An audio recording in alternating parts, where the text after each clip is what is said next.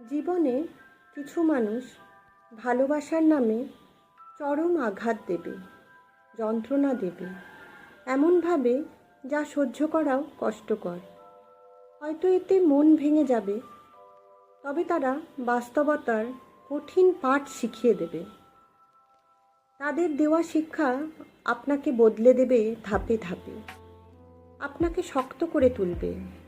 একদিন এতটাই কঠিন হয়ে উঠবেন যখন কেউ আপনাকে ভাঙতে চাইলে তারা ব্যর্থ হবে।